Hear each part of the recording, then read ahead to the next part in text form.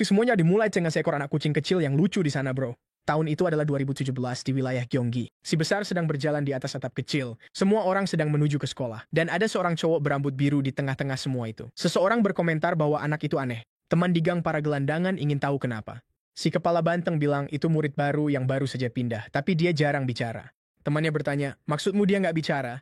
Dia bilang, agak sulit dijelaskan. Tapi ini lebih dari sekadar itu. Rasanya seperti anak itu sendiri benar-benar diam, seperti diam yang sangat dalam. Si berambut hitam masih belum mengerti apa yang dimaksud.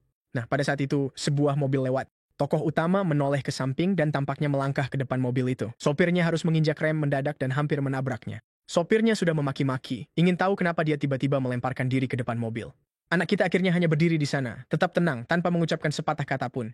Si berambut hitam ingin tahu kenapa dia melemparkan diri ke depan mobil seperti itu. Si kepala batu bilang lihat ke kakinya bro. Ternyata ada anak kucing hampir tertabrak dan dia melangkah ke depan untuk menyelamatkannya. Orang itu keluar dari mobil untuk memarahi anak itu. Dia mendekat dan mulai berteriak. Dia menarik kerah bajunya sambil berkata bahwa murid sialan ini memang brengsek. Pasti sengaja mau kecelakaan biar bisa dapat uang ganti rugi nanti. Si berambut hitam ada di sana menyaksikan, sambil berkata bahwa meskipun begitu, anak aneh itu tetap tidak mengucapkan sepatah kata pun. Temannya bilang, kan sudah aku bilang, bro, anak itu punya semacam penyakit aneh yang bisa membunuhnya kalau dia buka mulut. Sejak dia datang ke sini, dia memang sudah seperti itu. Saat itu juga, seorang gadis dari sekolahnya berlari mendekat dan memanggil si paman, bertanya apa yang terjadi. Gadis itu mendekat, memanggil Jijun dan bertanya apakah dia baik-baik saja dan apa yang sebenarnya terjadi. Orang tua itu berkata bahwa anak aneh ini sengaja melemparkan dirinya ke depan mobil. Itu strategi yang jelas untuk mendapatkan uang dari orang lain. Gadis itu menatap anak kita dan berkata yakin pasti ada alasan di balik tindakannya. Lalu dia membungkuk, meminta maaf atas nama Jijun dan memohon agar kali ini dimaafkan. Dia tampak bersinar saat memohon dan pria itu akhirnya setuju, tapi memperingatkan tidak akan ada kesempatan kedua.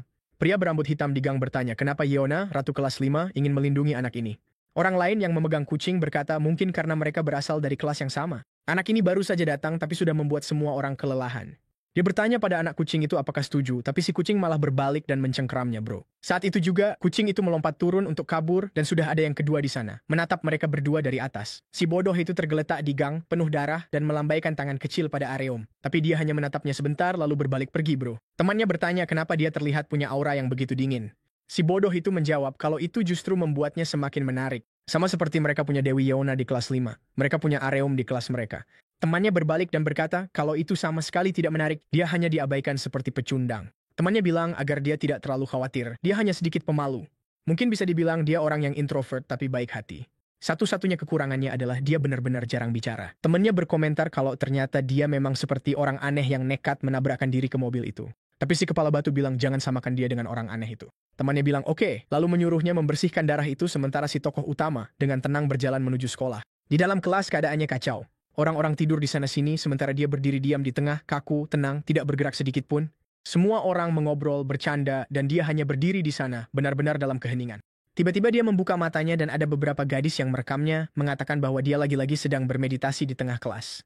Dua orang itu menatapnya dari dekat, mengatakan bahwa dia sudah berada di sana selama sebulan. Dan sejak hari pertama dia datang, dia melakukan meditasi itu setiap hari.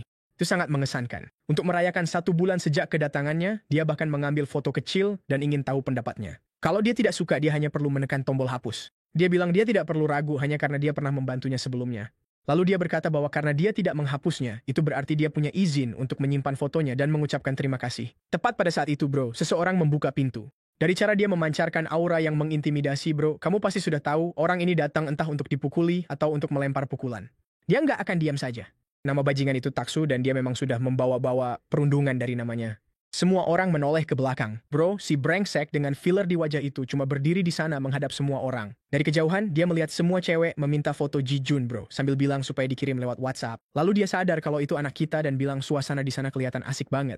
Dia tanya ke anak kita kenapa selalu banyak cewek di sekeliling dia kayak gitu? Jujur aja, dia bilang kalau anak kita itu malah kelihatan kayak cewek. Dia pegang lengan anak itu dan bilang harusnya jadi laki-laki, tapi lengan kecil itu benar-benar feminin. Apa-apaan ini?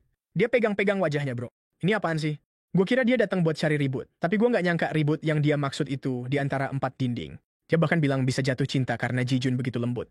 Oke, Jijun cuma berdiri diam aja kan? Cuma bingung sama orang gila ini. Yeona bilang ke Taksu sialan itu buat berhenti karena nggak ada yang ketawa. Tapi dia malah ngacak-ngacak rambut si bocah kita, bilang dia ngelakuin itu karena Jijun terlalu imut. Lalu dia berbalik ke Yeona dan bilang kalau kemarin dia udah ngajak Yeona ke karaoke, jadi kenapa Yeona nggak datang? Yeona menatap tajam dan bilang dia tidur lebih awal karena capek dan Taksu harusnya ngerti karena Yeona udah ngirim pesan. Tapi Taksu bilang mereka udah janjian, dan meskipun Yona capek, dia harusnya tetap datang. Saat pacarnya menelepon, Yona harus pergi karena pacarnya sudah capek menunggu. Waduh bro, dia udah punya Yona dan sekarang dia mau protagonis kita juga. Serakah banget ya. Dia berbalik sambil bilang bagus Yona nggak bolos hari ini, dan Yona cuma jawab nanti dilihat. Tepat saat itu, ada cowok kutu buku lain yang mungkin kurang sering dipukulin, narik kursi buat dia bro. Si tukang numpang itu langsung duduk dan meludah. Lalu kelas dimulai, gurunya ngomongin soal peradaban Mediterania atau semacamnya. Beberapa waktu kemudian, para cowok tampak sedang main foot volleyball dengan cukup sportif, sementara protagonis kita cuma duduk di bangku ketika seseorang mendekat. Yona datang lagi tiba-tiba, menggoda, bilang cuacanya panas banget. Dia duduk sangat dekat dan bertanya apakah dia juga nggak merasa kepanasan. Yona meniupkan angin ke wajahnya sambil bertanya apakah dia suka dan merasa segar. Tapi dia cuma diam di situ, seperti biasa, tetap stoik. Yona tertawa dan bilang lucu juga, dia nggak pernah ngomong apa-apa. Sementara itu, Taksu ada di tengah lapangan dan hanya melirik ke belakang. Melihat pacarnya bersikap seperti itu ke cowok lain, siapapun pasti nggak akan senang. Masalahnya, dia jadi kehilangan fokus. Cowok di sisi lain menendang bola dengan keras dan bola itu mendarat tepat di pipinya. Tapi dia benar-benar tahan banting, bola itu malah mental jauh. Ronaldinho minta maaf bro, katanya dia cuma mau mengoper bola. Taksu berbalik sambil bilang sekarang wajahnya jadi rusak, tapi dia tetap tepuk tangan dan bilang nggak apa-apa. Itu semua terjadi karena dia nggak fokus, jadi lebih baik lanjut main saja. Setidaknya dia bisa menghadapinya dengan dewasa, meskipun di saat yang sama dia cuma menatap Jijun di latar belakang. Beberapa saat setelah istirahat, si cowok kita ada di atap seperti biasa, sendirian dan diam, tiba-tiba pintunya terbuka bro. Bro, mereka langsung ke Ronaldinho kita yang minta maaf, bilang itu cuma kecelakaan. Tapi Taksu bilang dia tahu, dia baru akan menyesal setelah merasakan sedikit darah. Kasian banget, kaki si cowok itu gemetaran dan dia sudah tergeletak di lantai bro. Saat itu juga Jijun berdiri, dan salah satu dari mereka menoleh ke belakang lalu kaget. Dia bertanya, apa-apaan sih orang aneh itu tiba-tiba ada di sini? Lalu Taksu bilang sepertinya dia akan makan sendirian lagi. Dia memang anak yang aneh. Dia mendekati si bodoh itu untuk mencukur rambutnya sambil bilang dia akan membuat sebuah mahakarya. Dia harus benar-benar memperhatikan. Bel berbunyi dan semua orang tertawa mengatakan ini adalah karya seni yang sempurna. Dia memperlihatkannya ke anak kita dan bertanya bagaimana pendapatnya tentang mahakarya itu. Kasihan, anak itu cuma tersisa 2 jambul kecil di kepalanya. Semua orang tertawa terbahak-bahak sementara pria itu ingin tahu pendapat Jijun. Tentu saja dia tidak berkata apa-apa. Dan Taksu ingin tahu kenapa dia tidak ikut tertawa. Lalu dia mendekat dan berkata bahwa agar sebuah mahakarya menjadi sempurna, penampilan modelnya juga diperlukan. Dan saat melihat anak itu, dia yakin anak itu akan sangat cocok untuk itu. Mungkin sudah saatnya dia juga menciptakan mahakarya di sana. Mesin cukur semakin mendekat dan dia bertanya apakah dia tidak mau juga. Kalau dia tidak mau, dia hanya perlu bilang tidak. Tapi kalau dia tidak bilang apa-apa, itu berarti setuju. Tentu saja anak kita tidak merespons dan dia pun berkata, berarti sudah diputuskan. Dia mendekat dengan mesin cukur sambil berkata bahwa sekarang dia akan terlihat lebih tampan dari sebelumnya. Tapi tiba-tiba ekspresi Taksu berubah. Dia bilang sebaiknya dia berhati-hati. Tak lama lagi dia akan melewati batas dan semuanya akan mulai menjadi aneh. Lalu dia mengangkat mesin cukur dan berkata bahwa dia tidak akan mencukurnya setelah dipikir-pikir. Dia tahu kalau dia mencukur kepala anak itu, para gadis pasti akan memarahinya. Jadi dia berbalik dan menyuruh semua orang untuk pergi. Sementara itu, si malang itu dibiarkan di sana hanya dengan 2 jambul kecil di kepalanya. Dia mengambil ponselnya untuk melihat dan menyadari bencana di kepalanya. Dia memotret sambil berkata akan meninggalkan bukti, tapi dia kesal karena orang-orang brengsek itu seharusnya menyelesaikan pekerjaannya, bukan meninggalkan jambul-jambul itu. Tiba-tiba, dia menoleh, berdiri, dan bertanya kenapa Jijun tidak tertawa. Sejujurnya dia juga merasa itu lucu, jadi dia bisa saja tertawa terbahak-bahak. Tapi Jijun hanya diam di sana tetap tenang. Orang itu berkata, Jijun memang benar berbeda. Kalau dia duduk di bangku itu dan melihat seseorang dengan potongan rambut seperti itu, pasti akan tertawa sampai mati. Dia melangkah pergi berkata, bersyukur anak kita tidak menertawakan wajahnya. Di pintu keluar sekolah, hujan turun dan semua orang berkumpul di pintu masuk menunggu hujan reda, bertanya-tanya apakah mereka akan pulang basah kuyup. Beberapa orang di depan berlari keluar sementara Aryum membawa payung kecilnya. Dia melirik ke samping dan melihat Jijun berjalan santai di bawah hujan seolah cuacanya cerah. Tiba-tiba seseorang memanggilnya. Ternyata si kepala banteng kecil muncul dan berkata bahwa Taksu ingin mengobrol dan sebaiknya dia ikut. Tak lama setelah itu, keempat dari mereka sudah menunggunya di sana. Taksu langsung bilang kalau dia sudah menantikan untuk bertemu si cowok populer di kelas. Memang, dia masih terlihat tampan meski sudah basah kuyup karena hujan. Orang ini, entahlah, aku nggak tahu dia mau berantem atau mau lupakan saja. Saat itu juga Yona berbalik dan bertanya kenapa dia memanggil Jijun ke sana. Namun Taksu menyuruhnya untuk tenang. Dia hanya ingin memastikan sesuatu. Dia lempar ponsel Yona ke lantai dan tanya apakah dia lihat itu. Dia ingin tahu kenapa wajah cowok itu jadi wallpaper ponsel pacarnya. Tebak apa yang dilakukan Jijun? Nggak ngapa-ngapain bro. Dia cuma berdiri diam menatap Taksu yang bilang dia nggak tahu apakah dia sedang bersikap kekanak-kanakan. Tapi dia ingin memahami situasi ini. Jujur saja, Taksu ini, selain potongan rambutnya, adalah tukang bully paling santai sejauh ini bro. Dia kena bola sepak tepat di wajahnya. Nggak ngapa-ngapain juga. Dia malah memuji penampilan si cowok. Dan sebenarnya yang bikin semua ini terjadi adalah Yona, yang terus menggoda cowok kita padahal dia sudah punya pacar. Bahkan dia bilang ke Taksu kalau dia cuma pakai foto itu sebagai wallpaper karena auranya keren. Taksu jelas bingung, bertanya apakah memang cuma itu alasannya. Yona mendekat ke cowok kita, menggenggam lengannya, dan bilang supaya dia pergi saja. Ini sama sekali tidak ada hubungannya dengan dia. Dia akan bertemu lagi di sekolah besok, jadi lebih baik dia pergi sekarang. Lalu Taksu bertanya, kenapa si cewek brengsek itu malah membela si bajingan itu? Padahal dia bahkan menggoda di depan matanya. Yona berbalik dan bilang kalau Taksu itu pecundang dan dia harus berhenti melewati batas. Astaga, tarik kembali kata-kataku barusan. Taksu menampar wajahnya dengan keras. Ya Tuhan. Gadis itu berputar hampir 380 derajat dan bahkan darahnya mengenai wajah Jijun. Saat itu juga Jijun merasakan sesuatu yang aneh di dalam dirinya. Lalu Taksu bertanya, kenapa si cewek sialan itu membela anak itu di depan pacarnya sendiri. Kemudian dia mendekat ke wajah Jijun dan berkata, sepertinya dia sudah tahu semua cewek suka padanya. Dia ingin tahu apakah Jijun tertarik pada Yona. Bagaimanapun juga, dia memang cukup imut meskipun temperamennya buruk. Kalau Jijun jujur dan mengatakan apa yang dia mau, Taksu bahkan akan menyerahkan Yona pada anak itu. Dia yakin Jijun pasti benar-benar menyukai Yona, jadi katakan saja. Yona, yang masih di lantai, menertawakan semua omongan soal mereka pacaran. Dia tidak akan bersama seseorang yang suka mengadakan pesta, membelikan minuman untuk cewek lain, dan masih suka bertaruh di media sosial. Dia berbalik marah, sambil berkata bahwa dia sudah minta maaf atas kekacauan sialan itu. Itu semua teman-temannya yang mengundang dan mengatur situasi itu. Dia sama sekali tidak bersalah dalam hal itu. Yona berkata terserah, dia sudah tidak pantas jadi pacarnya lagi, jadi semuanya sudah selesai. Tapi kemudian dia menendang Yona dengan tendangan ala Ronaldinho tepat di perutnya. Jijun bisa merasakan tekanan dari benturan itu. Astaga, gadis malang itu gemetar sekujur tubuhnya. Dengan tubuh yang terpelintir, Yona berkata memang benar-benar sudah berakhir di antara mereka, bahwa dia pasti sudah gila sampai pernah mau pacaran dengannya. Tapi dia malah menarik kerah baju Yona dan bertanya siapa yang memberinya izin untuk putus darinya. Oke, kalau memang begitu, ya sudah. Tapi Yona hanya berkata dia tidak peduli. Kalau dia mau memukulnya lagi, silakan saja. Dia bilang, ya sudah, mereka akan menyelesaikan ini sekarang juga. Tapi saat dia hendak memukul Yona, lengannya malah tertahan. Jijun menahan lengannya dengan bahunya, dan Taksu ingin tahu apa yang sedang dia lakukan. Sepertinya Jijun memang benar-benar tertarik pada Yona. Dia maju untuk memukul sambil berkata bahwa dia sudah memperingatkannya untuk tidak kelewatan. Dan pukulannya mendarat tepat di pipinya. Kupikir dia akan menghindar. Kupikir dia akan melakukan sesuatu yang keren. Tapi Taksu bilang dia sama sekali tidak punya peluang.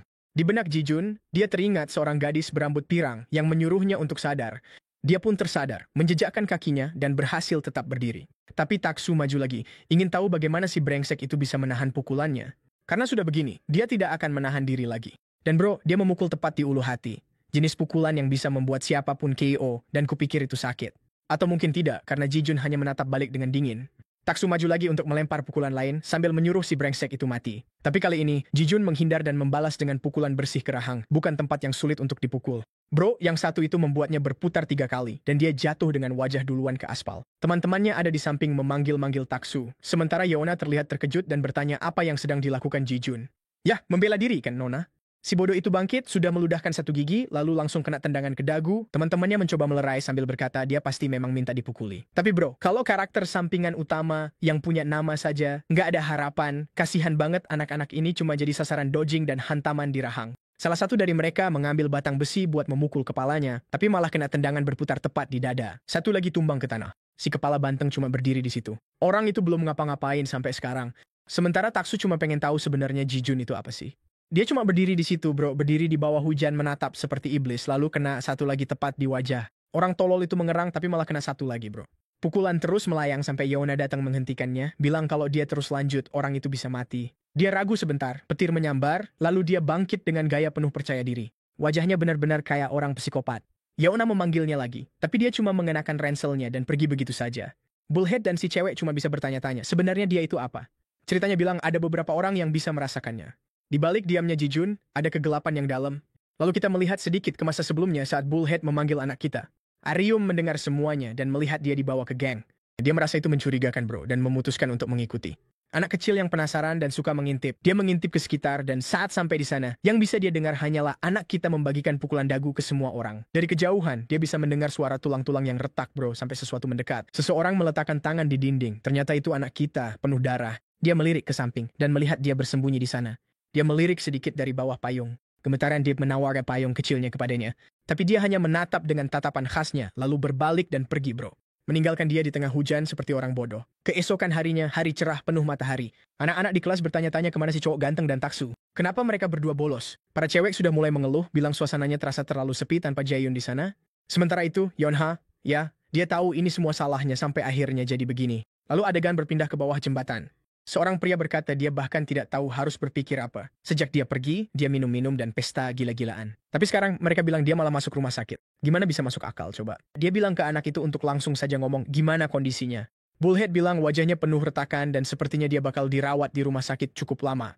Dia bahkan minta supaya nggak ada yang menjenguk karena terlalu malu. Pria itu bertanya berapa orang yang dipukuli dan dia bilang 4 orang. Orang yang bertindik itu namanya Kang Doyle. Dia bilang dia yakin nggak mungkin Taksu kalah secara fisik. Jadi siapa sebenarnya orang ini? Bullhead menjelaskan bahwa itu adalah anak misterius bernama Jae-yun, seorang murid pindahan yang jarang bicara, jadi mereka juga nggak tahu banyak tentang dia. Orang yang marah itu bertanya apakah dia serius bilang mereka dipukuli oleh orang asing. Itu memalukan. Langsung saja pria gemuk besar itu mencekik lehernya dan bertanya kenapa wajahnya masih utuh kalau yang lain dipukuli. Orang malang itu, gemetar, bilang itu karena dia pikir berlima melawan 1 itu terlalu tidak adil. Dia pikir keempat temannya pasti menang. Orang itu membantingnya ke dinding dan bilang dia cuma ngarang. Lalu Kang ingin tahu dari sekolah mana anak itu berasal. Bullhead bilang nggak ada yang tahu. Sampai hari ini dia bahkan belum pernah dengar suara anak itu. Dia seperti bisu. Dia kembali kena tamparan di kepala, dibilang enggak berguna. Pria besar itu lalu memerintahkannya untuk mendeskripsikan seperti apa penampilannya. Kamu harus kasih detail yang bikin dia gampang dikenali secara visual. Nah, ini dia. Kamu sudah tahu kan? Orang itu jadi malu, bilang dia nggak mau ngaku. Tapi, ya, dia itu kayak cowok ganteng, kayak model. Dia cukup ganteng sampai semua cewek terus membicarakannya. Selain itu, dia juga punya aura seperti anak orang kaya. Belum lagi, dia punya karisma dan mata yang indah. Cowok itu menepuk punggungnya, bertanya ada apa antara mereka berdua dan apakah dia jatuh cinta. Sementara itu, Kang tertarik pada seorang cowok yang baru datang, sangat pendiam dan pernah menghajar Taksu. Karismatik, tampan, dan juga jago berkelahi. Itu kombinasi yang langka. Ia sudah gemetaran, bilang, sebenarnya dia itu siapa sih buat dia? Bro, di cerita ini semua orang aneh-aneh. Keesokan harinya, si cowok kita lagi-lagi datang ke sekolah dengan diam-diam. Dia menuju ke loker dan Bullhead mengawasinya, mengingat Kang memerintahkannya untuk mencari tahu segala hal tentang anak ini. Cowok itu sedang diperhatikan, dan jelas dia bilang, wah, ini keterlaluan. Tapi sekarang dia bertanya-tanya kenapa dia menerima tugas seperti ini. Tepat saat Jae-yun membuka lokernya, dia melihat ada ponsel di dalamnya.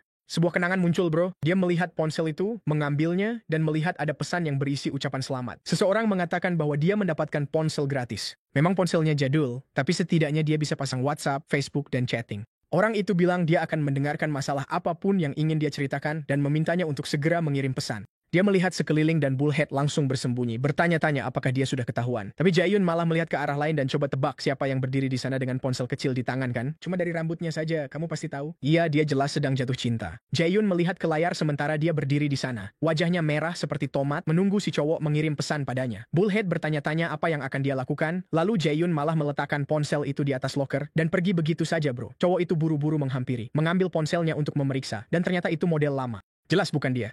Dia agak bingung, bertanya-tanya kenapa Jae-yun membuangnya dan kenapa ponsel itu tidak terkunci. Tapi tiba-tiba, seseorang menabrak bahunya bro, dan wajahnya membentur loker.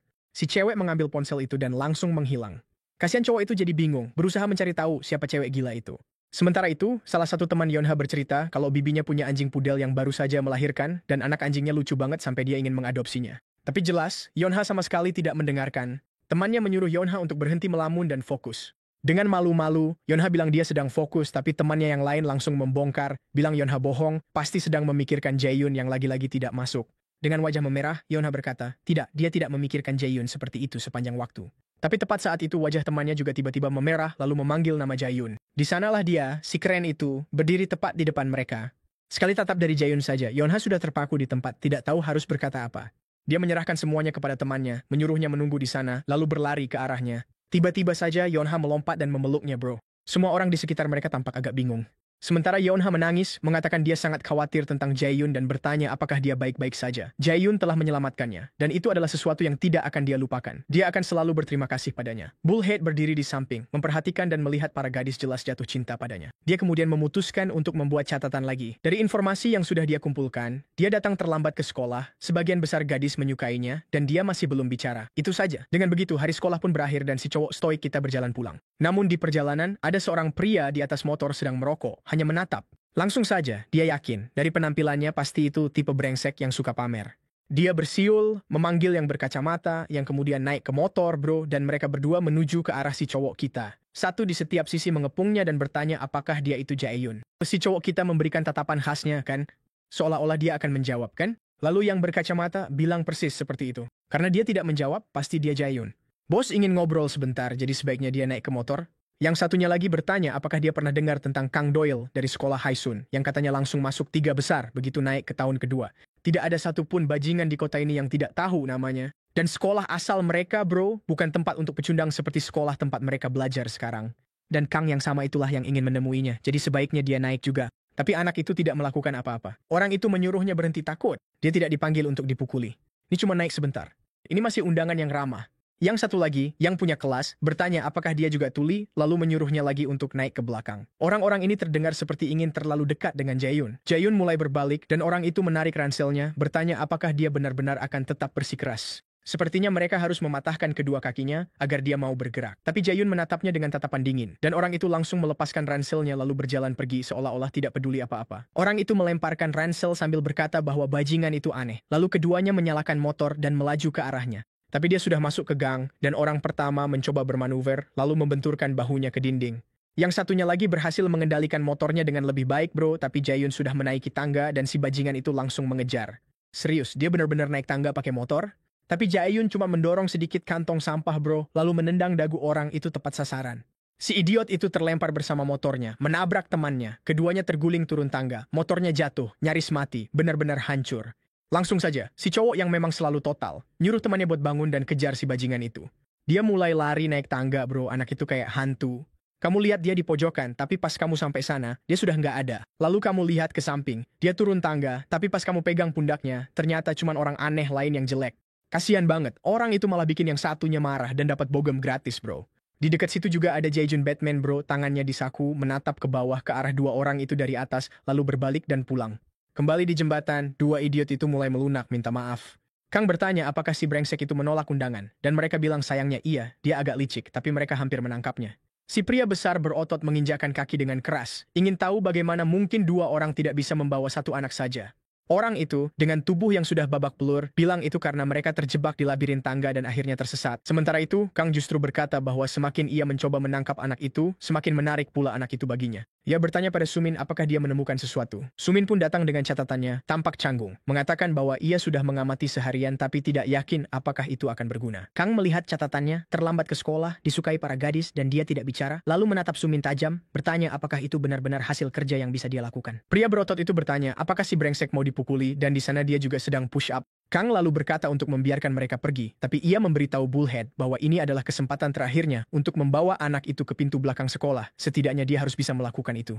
Dan Daezik ingin memastikan dia akan menuruti perintah itu. Besok anak itu tidak akan punya pilihan, dia pasti akan menemuinya. Orang itu hanya menjawab bahwa dia menjamin semuanya akan beres. Sementara itu, kasihan Bullhead, dia benar-benar tidak mengerti kenapa dia harus terlibat dalam semua ini, padahal dia bahkan tidak tahu siapa sebenarnya Jae-jun.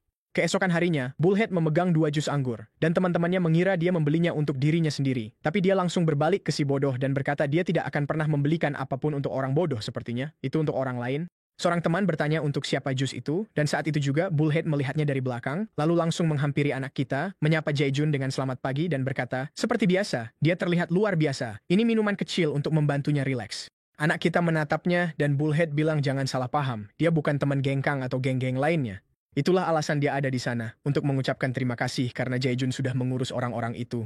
Melihat para bodoh itu dipukuli membuatnya merasa senang, dan itulah alasan dia menawarkan minuman ini. Tapi seperti biasa, Jae-jun mengabaikannya dan pergi begitu saja. Bullhead tahu ini tidak akan semudah yang dia bayangkan, tapi bagaimanapun juga dia harus membawa anak ini ke belakang sekolah.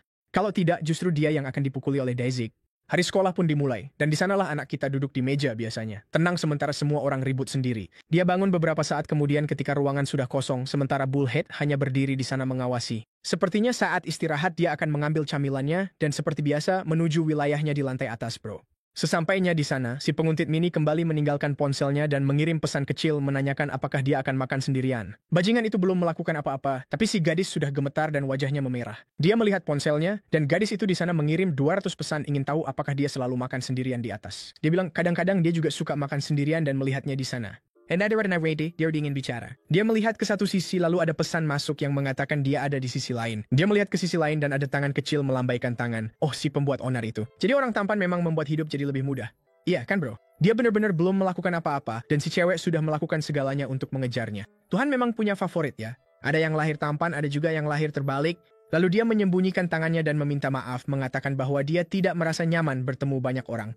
Dia mendengar bahwa dia juga tidak banyak bicara, dan dia juga kurang lebih sama. Yang membuatnya penasaran adalah kenapa dia tidak berbicara. Ibu jarinya tampak sedang mengetik sesuatu, tapi tiba-tiba seseorang memanggil Ji-jun. Itu si brengsek, Bullhead, yang berkata betapa kebetulan mereka sering bertemu akhir-akhir ini. Dia datang ke sana untuk makan roti sendirian, tapi karena bertemu teman, mereka bisa makan bersama. Anak kita hanya duduk di sana, tenang, menyeruput sodanya dalam keheningan total. Sementara itu, gadis penguntit Areum hanya menatap, berharap mendapat pesan dari si anak laki-laki. Lalu anak kita menoleh ke samping dan melihat Bullhead gemetar dan menangis. Dia tiba-tiba berkata sambil menangis bahwa sayangnya, dia tidak punya teman. Itulah saat penyesuaian dia mencoba nongkrong dengan Taksu dan yang lainnya. Dia tidak ingin menjadi seseorang yang terisolasi, kamu tahu. Dia takut sendirian. Mungkin mereka berdua yang sama-sama penyendiri sebaiknya saling menemani. Tapi Ji-jun hanya duduk di sana, diam, bahkan tidak menoleh ke arah si cowok.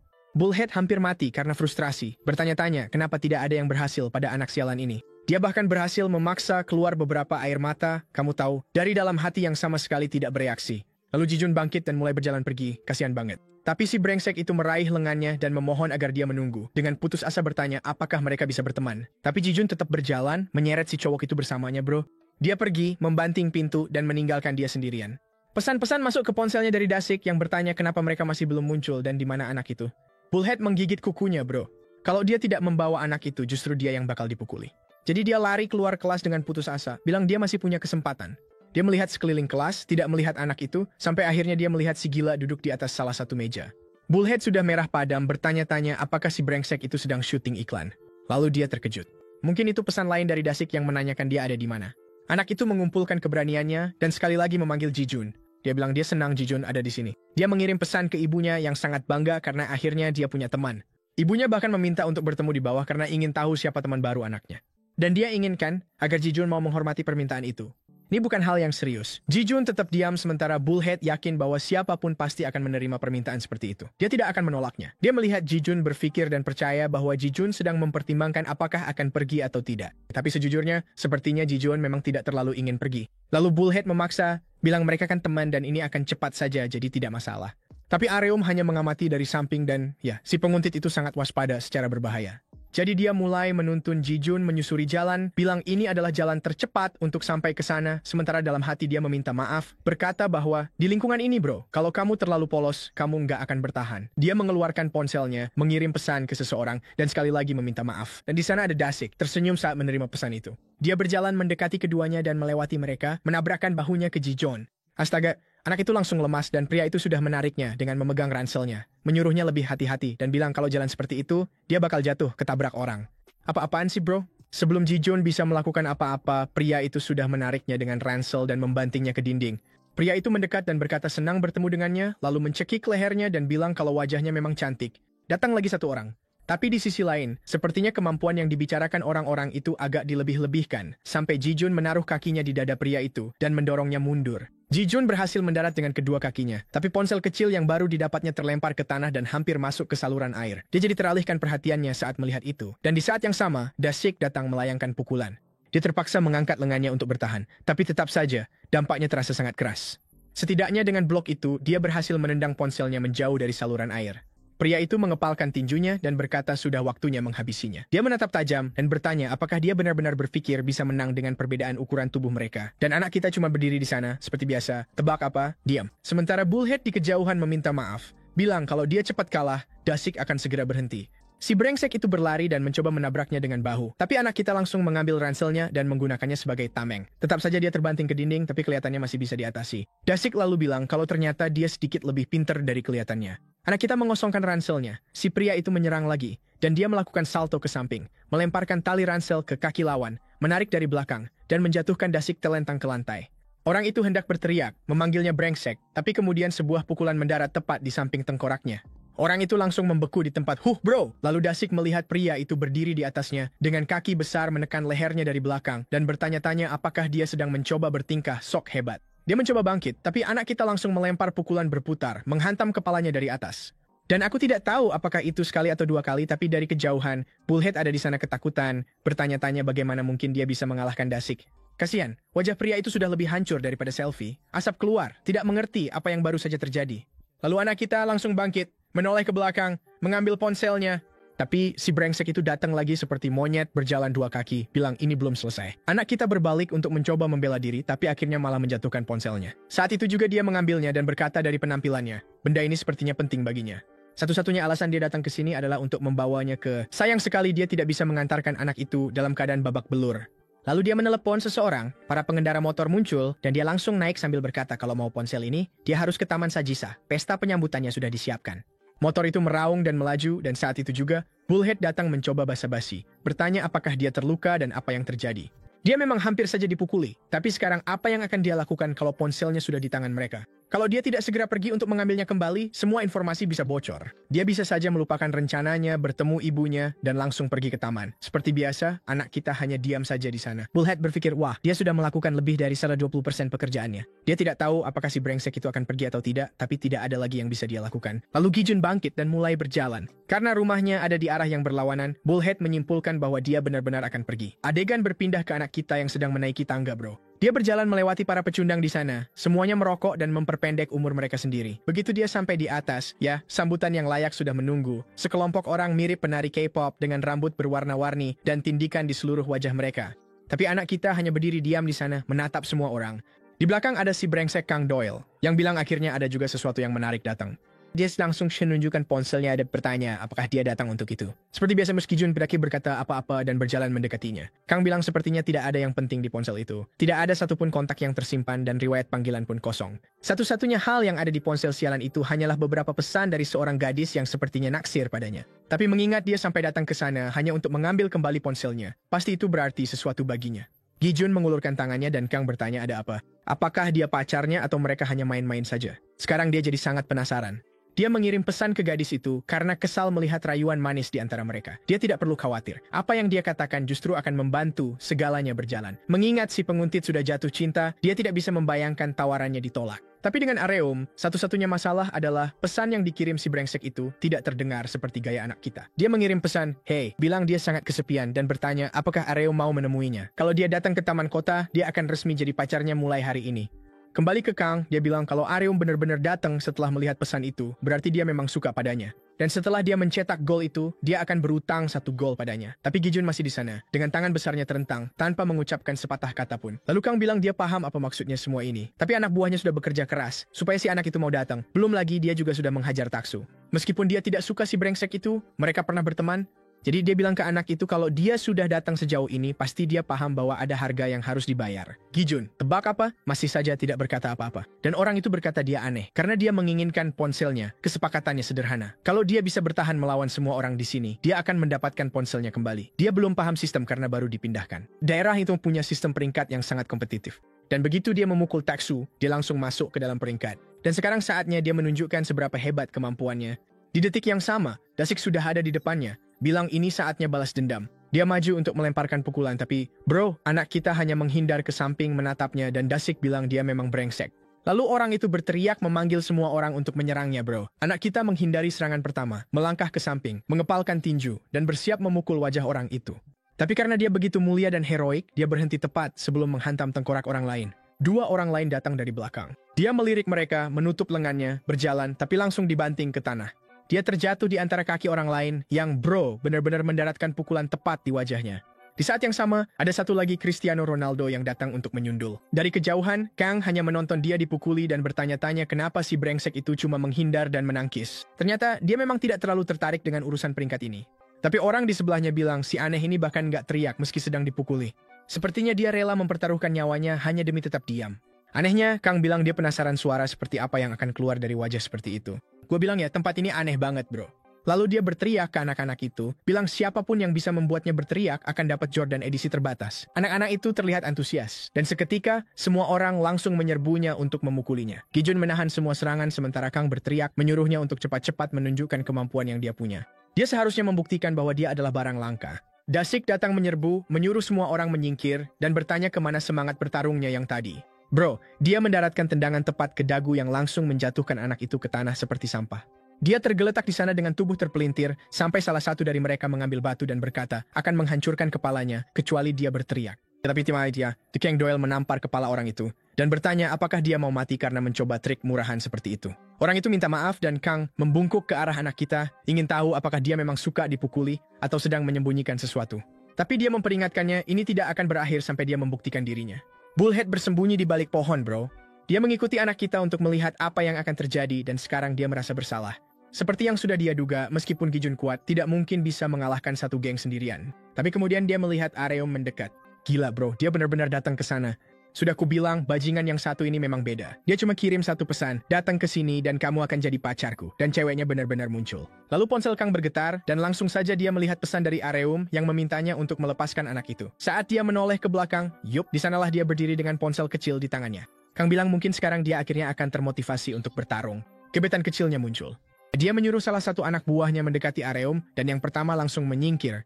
Areum hanya berdiri di sana sambil mengetik, mengirim pesan. Ketika tiba-tiba pria itu menangkap lengannya dari belakang berkata aneh. Rasanya ada seseorang secantik dia datang jauh-jauh ke sana. Dia menarik lengan Areum, melemparkannya ke depan, dan berkata, hari ini Areum tidak akan bisa pergi. Bullhead, yang ingat Areum adalah teman sekelasnya, dan dia penggemar nomor satu Areum, sudah sangat marah melihat apa yang dilakukan bajingan itu. Tapi ketika dia berpikir untuk bertindak bro, dia melihat mereka bicara dan dia malah terus bersembunyi gemetar ketakutan. Lalu pria itu kembali ke Kang, dan berkata bahwa dia sudah membawanya. Gijun menatap bro melihat gadis malang itu di sana gemetar ketakutan. Anak laki-laki itu juga, dia belum melakukan apa-apa sejauh ini. Secara harfiah, ini adalah pertama kalinya kita bisa bilang sang protagonis belum mengucapkan sepatah kata pun, dan para gadis ini justru membawa kekacauan ke dalam hidupnya. Dan aku tidak tahu apakah itu dia atau dia yang mengingat saat dia memberinya payung, menoleh ke belakang, melambaikan tangan kecilnya, dan sekarang dia benar-benar kacau di sana. Apakah Gijun akhirnya akan mulai menganggap ini serius bro? Anak-anak itu semua menoleh ke belakang sambil berkata, ya, gadis sialan itu benar-benar datang. Lalu Dasik menginjak bau Gijun dan bertanya apakah dia datang sejauh itu untuk menjadi pacar si anak itu. Sayang sekali, karena sekarang dia merasa bersalah. Itu karena anak laki-laki itu agak menyebalkan, dan dia harus bersikap sopan. Areum mulai mengetik pesan yang mengatakan bahwa dia hanya teman dan meminta mereka untuk melepaskannya. Lalu Kang bingung bertanya, kenapa dia juga nggak ngomong apa-apa sih? Dia menyuruhnya untuk bilang saja namanya, tapi dia malah gemetar. Saat itu juga Kang berkata ini ironis. Sepertinya mereka berdua memang mirip. Orang-orang di sekitarnya tertawa, bilang ada dua orang aneh di sana yang nggak buka mulut sama sekali. Benar-benar pasangan WhatsApp, bro. Sekali lagi Kang bilang dia nggak tahu caranya, tapi dia akan kasih hadiah buat siapapun yang bisa membuat salah satu dari mereka bicara. Daisik bertanya apakah dia boleh mengganggu si cewek, dan Kang menjawab, iya. Lalu para cowok itu mulai mengelilingi, bilang kalau dia nggak ngomong berarti dia juga nggak bilang tidak. Kenapa mereka terus-terusan ganggu Jijun padahal mereka bisa lebih seru-seruan sama cewek itu? Sudah ada satu orang mesum yang pegang rambutnya, bilang rambutnya wangi, sambil nanya dia pakai sampo apa. Ekspresi Jijun mulai berubah bro, dan Kang cuma memperhatikan, penasaran apa yang akan dia lakukan. Apa dia akan terus menahan diri seperti itu? Sementara itu, ada cowok lain yang memegang dagunya. Dan dari kejauhan, Bullhead marah karena dia ikut terlibat dalam semua ini. Anehnya, si aneh yang megang wajahnya malah nanya, mau diapain tuh mulut? Salah satu dari mereka nyuruh dia teriak, dan saat itulah Jijun menghindar ke samping dan kena pukulan tepat di dagunya. Cowok di sebelahnya menoleh, melihat temannya jatuh, dan di detik yang sama dia juga kena pukulan. Cowok berambut pink ala K-pop itu bro, buka mulut dan langsung kena hajar juga. Saat itu juga Kang bersorak bilang akhirnya Jijun mulai melawan. Sementara itu, Areum cuma berdiri di sana membeku, nggak ngerti apa yang sedang terjadi. Sisa kelompok itu langsung menyerbu, dan si Jijun menghindari pukulan pertama, menangkap salah satu dari mereka di bagian kaki, mau melemparnya. Tapi yang lain langsung menariknya dari samping. Dia menarik rambutnya, membantingnya ke tanah, lalu memukul wajahnya. Yang lain datang mau menendang, dan dia langsung menangkap kakinya bro. Dan di detik itu juga, Daisik datang sementara satu orang lagi memohon supaya dia melepaskan kaki temannya bro. Si Jijun menendang wajah salah satu orang, melompat ke arah Daisik, menghindari pukulan, menginjak pahanya, lalu menerima hantaman lutut ke dagu. Tapi bahkan sebelum jatuh, bam, tendangan berputar tepat di bawah rahang. Kang di belakang bersorak, bilang dia memang benar-benar langka. Tapi bro, si Daisik sialan itu masih kuat. Dia tetap bisa menangkap Jijun di dada, bilang mau menghancurkan si pecundang. Tapi Jijun langsung kasih double sikut ke tengah tengkoraknya bro, satu combo penuh. Akhirnya saat itulah si brengsek itu dibanting ke tanah. Kupikir orang-orang itu bakal takut, tapi ternyata enggak, mereka malah menyerang lagi. Dan Jijun harus terus menghindar bro. Pukul satu orang, tendang yang lain, sementara Kang di sana masih mencoba memahami dari mana anak ini sebenarnya berasal. Dia benar-benar jauh melampaui apa yang Kang bayangkan. Lalu si kepala bola biru di belakang berteriak menyuruh si brengsek itu berlutut atau pacar kecilnya bakal celaka. Tapi bro, waktu Jijun menoleh, rasanya seperti dia melihat sesuatu dari masa lalu. Ternyata, bahkan waktu dia masih kecil, si brengsek ini sudah dikejar-kejar cewek dan selalu dikelilingi masalah. Gadis itu menangis, memanggil namanya, dan itu membangkitkan sesuatu dalam diri si anak laki-laki bro. Kupikir dia bakal langsung hajar orang itu, tapi satu maju ke depan dan yang satunya gemetaran. Lalu ada yang mencoba bicara sesuatu, dan ada orang yang datang dari belakang untuk memukulnya. Tapi orang itu malah kena sikut tanpa perlu dilihat. Saat itu juga Jijun langsung menyerang. Orang itu bilang jangan mendekat, tapi tetap saja kena pukul tepat di wajah. Sudah tergeletak di tanah, dan sekarang suasananya persis seperti adegan di taksi, bro. Ji-jun kehilangan kendali dan mulai melayangkan pukulan bertubi-tubi ke wajah orang itu. Lalu Kang di belakang berkata, sudah cukup, menyuruhnya berhenti.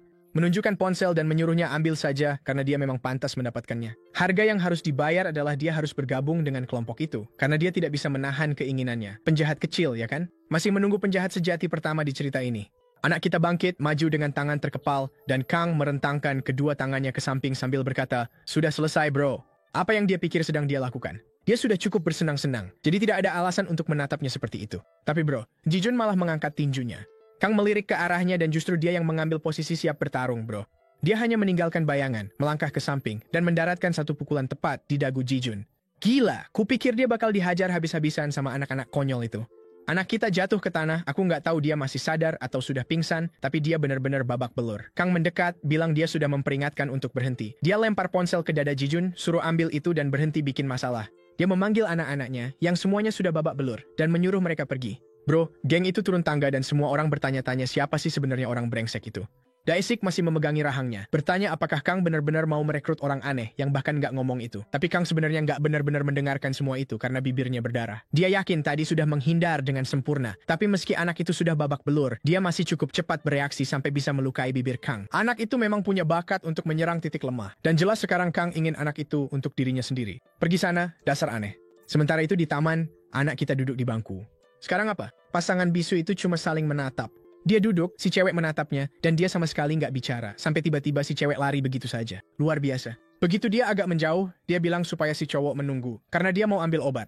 Lihat, dan Jun cuma teringat saat si pria bilang untuk berlutut, atau dia akan menyakiti si cewek. Dia menatap ke atas sambil berpikir, meletakkan ponsel di bangku lalu berjalan pergi. Astaga, apaan sih ini? Cewek ini dingin banget. Bullhead cuma memperhatikan, sambil berpikir kalau dari awal itu duel 1 lawan 1, dia pasti menang. Sepertinya memang ada seseorang yang benar-benar berbahaya masuk ke sekolah. Saat itu juga, dia berjalan ke arah bangku dan melihat ponsel itu. Langsung saja dia ingat itu ponsel yang sama yang dia tinggalkan di rak, dan sekarang dia tahu ternyata Oh Reum yang memberikannya. Dia mulai bertanya-tanya ada apa antara mereka berdua saat tiba-tiba Oh Reum muncul di latar belakang, tampak putus asa, membawa obat. Dia bingung harus apa dengan ponsel itu, tapi akhirnya memutuskan untuk cuek saja. Langsung saja dia ambil ponselnya dan lari. Oh Reum sampai di sana dan jelas-jelas melihat bangkunya kosong. Sepertinya cewek ini butuh kacamata ya. Sudah sampai jarak 10 langkah baru sadar kalau tidak ada siapa-siapa di situ. Sementara itu Bullhead sudah menghilang bro. Ponselnya berdering. Ternyata Oh Reum menelepon, bilang dia sudah beli obat, tapi Ji-jun sudah pergi. Apa lukanya baik-baik saja? Bullhead kesal karena Ji-jun malah membuat Oh Reum khawatir, dan sekarang dia bingung harus berbuat apa. Mungkin sebaiknya dia mengirim pesan kecil saja untuk menenangkannya. Saat itu juga Oh Reum mengirimkan namanya dan bilang dia dari kelas 4.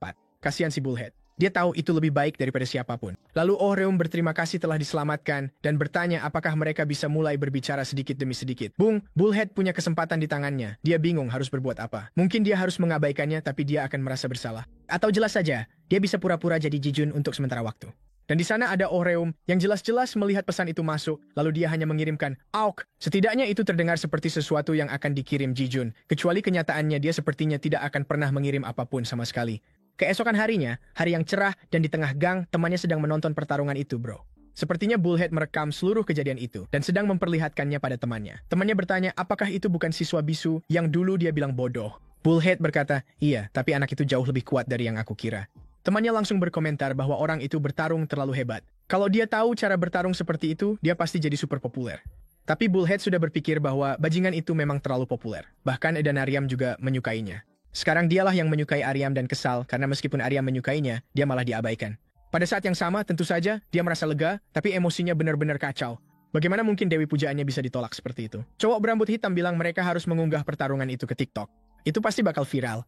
Bullhead berkata, tentu saja tidak, tapi cowok itu sudah keburu lari. Dia mencoba mengejarnya, tapi malah menabrak seseorang dan jatuh terpelintir di tanah. Dia hendak meminta maaf, tapi datanglah cowok K-pop berikutnya yang akan menghajarnya. Peringkat 2 di SMA baik dong, Kim Jinwoo. Hampir seperti Sung Jinwoo, tinggal tukar Sung dengan Kim. Dan sepertinya cowok itu cukup terkenal karena Bullhead sudah gemetar, bilang dia akan memasang kembali pin lencananya. Dia memasangnya dengan posisi miring di dasinya dan langsung kena tampar di wajah. Ternyata orang itu hanya menepuk ringan dan terus berjalan. Sementara itu, cowok dengan potongan rambut mangkuk sup itu menyuruhnya untuk hati-hati saat berjalan. Si bodoh itu malah minta maaf, bro. Temannya bertanya apakah dia baik-baik saja, bilang itu tidak terlalu sakit. Sahabatnya mendekat dan berkata, kamu beruntung, bro. Kim Jin-woo dikenal sebagai maniak yang suka berkelahi, jadi kenyataan dia membiarkanmu lolos itu benar-benar keberuntungan. Saat itulah mereka mendengar seseorang memanggil Ji-jun, dan ketika mereka menoleh, ada Yina yang menempel padanya, ingin tahu apa yang terjadi dan kenapa wajahnya penuh memar. Melihat itu, Bullhead hanya merasa marah. Bajingan itu terlalu populer. Pertama Aryam, sekarang Yina. Dia tidak mengerti kenapa si brengsek ini jadi pilihan para dewa. Lalu dewinya ngomong soal dia, lewat di depannya. Dia menyapa pelan, tapi benar-benar diabaikan. Saat itu juga dia menyadari bahwa untuk bisa dekat dengan dewinya, dia harus mendekati Ji-jun dulu. Sementara itu, temannya sudah sibuk dengan ponselnya, langsung mengunggah video perkelahian murid pindahan ke TikTok. Tak lama kemudian, di kelas, si botak kecil kembali jadi sasaran coret-coretan di kepalanya. Orang itu menggambar emoji di kulit kepalanya dan ternyata malah terlihat lucu. Katanya setidaknya dari sisi itu dia sekarang kelihatan lebih baik. Semua orang tertawa terbahak-bahak sementara dia duduk di sana, menyadari hidupnya benar-benar berantakan. Anak-anak itu bahkan bilang mulai sekarang dia harus jalan mundur supaya lebih beruntung sama cewek. Dan kasihan, dia benar-benar nggak punya pilihan lain. Dia pun berjalan mundur di lorong sampai akhirnya menabrak tangga dan hampir jatuh kayak orang bego. Tapi untungnya Ji-jun muncul dan menyelamatkannya, bro. Cowok itu melirik ke arahnya dan minta maaf. Sekarang kalau dipikir-pikir, kenapa sih bajingan itu belum juga motong 2 jambul kecil di rambutnya? Pasti dia suka sama model itu. Yina nanya apakah Gumin baik-baik saja dan dia bilang iya. Bahkan Yina nggak bisa nahan tawa waktu lihat apa yang ada di kepalanya. Dia bilang ke Yina supaya jangan ketawa, itu cuma lelucon internal. Yina menutup mulutnya sambil bilang, oke deh, sementara Ji-jun langsung pergi begitu saja bro. Cowok itu jadi terharu karena sadar kalau si bocah kita nggak pernah ngetawain dia di depan mukanya. Besoknya kita ada di gym, dan serius deh, orang-orang di tempat ini selalu aja ada yang babak belur. Kayaknya lagi ada duel 1 lawan 1 yang bersih nih. Semua orang bersorak, dan yang ngatur pertandingannya itu si cowok mirip Sung Jin-woo versi Walmart. Tapi cowok itu komentar kalau ini mulai ngebosenin, kayaknya mereka nggak punya skill sama sekali. Lalu salah satu dari mereka ngasih dia ponsel dan nyuruh dia buat lihat sesuatu. Itu pertarungan yang gila banget. Itu adalah video si murid pindahan dan kelihatannya dia ngalahin banyak orang. Tentu saja, postingannya udah dipenuhi komentar. Dan Kim Jin-woo pengen tahu apa anak itu beneran dari sekolah mereka. Ternyata dia emang cukup jago. Orang-orang di sebelahnya bahkan nggak percaya, bilangnya itu kelihatan kayak settingan, nggak mungkin dia bisa ngalahin sebanyak itu. Tapi waktu Jin-woo lihat seragamnya sama, dia jadi semangat. Itu adalah kesempatan buat dapetin banyak banget penonton. Langsung aja, dia manggil kelompoknya dan nanya siapa di situ yang kenal sama murid pindahan baru itu. Orang aneh di situ bilang kalau dia anak yang duduk di kelas sebelah, tapi katanya dia sama sekali nggak pernah ngomong. Jin-woo nanya kelas berapa, dan orang itu bilang kelas 5. Tapi dia juga ngingetin supaya hati-hati, karena ada rumor kalau Taksu sampai dirawat di rumah sakit gara-gara dia. Jelas aja Jin-woo langsung semangat begitu dengar kalau anak itu bahkan ngalahin Taksu. Dia langsung bilang ke temennya kalau mereka harus cari info lebih banyak soal si brengsek itu. Kasian banget, sekarang ada lagi yang mau cari-cari informasi. Pas jam istirahat, anak-anak manggil Gumin buat makan bareng. Di saat itu juga, si anak itu keluar dari kelas dan Gumin langsung nyamperin, bilang dia beli roti kecil dan pengen makan bareng. Kayaknya mereka berdua naik ke lantai atas, sementara Gumin bilang mereka harus sering-sering kayak gini. Tapi pas sampai di sana, tiba-tiba Bullhead udah nungguin. Dari mana sih para brengsek ini muncul? Siapa yang tahu? Tapi sekarang, entah dari mana dia udah punya geng sendiri. Bullhead pengen tahu kenapa Gumin jalan bareng Ji-jun dan Gumin juga nanya hal yang sama ke dia. Keduanya hampir mulai berdebat sampai Gumin menoleh dan menyuruh Ji-jun untuk duduk. Tapi saat itu juga, Bullhead melihat gambar wajah kecil di kepalanya dan, tentu saja, langsung tertawa, terbahak-bahak, sambil bertanya kenapa dia berusaha membuat semua orang tertawa. Kasihan Gumin bilang dia nggak berusaha bikin siapapun tertawa. Tubuhnya adalah bukti hidup yang tak terbantahkan bahwa perundungan di sekolah masih nyata. Mereka seharusnya tidak menghindari kebenaran. Sementara mereka saling berbalas komentar, Ji-jun hanya duduk di sana, dengan tenang makan. Gumin meminta untuk mengambil foto sebagai bukti dan tepat saat Bullhead hendak memotretnya. Ponselnya berdering, bro. Ada pesan singkat dari Aryam. Langsung saja dia lari, bilang mereka bisa makan di situ. Dia mau keluar. Aryam baru saja mengirim pesan, selamat beristirahat. Sementara dia di sana gugup, membalas, terima kasih. Ya Tuhan kawan, itu bahkan bukan ditujukan untukmu. Tetap saja dia membalas kamu juga. Membuat si cewek jadi merah padam, pria. Tapi kebahagiaan itu tidak bertahan lama. Tepat saat itu pintu terbuka dan masuklah musuh lain. Bullhead mengenalinya sebagai Jaemin dan ingin tahu apa yang dilakukan di sana. Tapi orang itu langsung menatap Ji-jun dan berkomentar bahwa orang-orang bilang dia suka sendirian saat istirahat dan ternyata memang benar. Dia berjalan mendekatinya, menunjukkan sebuah video dan bertanya apakah itu bukan dirinya. Bullhead melihat bahwa postingan TikTok temannya yang sialan itu sekarang sudah viral. Gumin terkejut, tidak mengerti apa yang sedang terjadi. Dan Jamon langsung bilang, dia ingin melihat apakah kemampuan anak itu sesuai dengan rumor, bertanya kenapa dia cuma berdiri diam saja, lalu mengayunkan pukulan. Tapi alih-alih memukul, dia malah melemparkan pukulannya di samping kepala, sambil bertanya kapan dia akhirnya akan melakukan sesuatu. Karena anak kita tidak bereaksi, dia bersiap untuk pukulan sungguhan, dan berkata yang satu ini pasti bakal dapat like di videonya. Itu membantu Mamoru membuat konten yang lebih seru untuk para penontonnya. Aktifkan lonceng kecil nakal itu, saya keluar.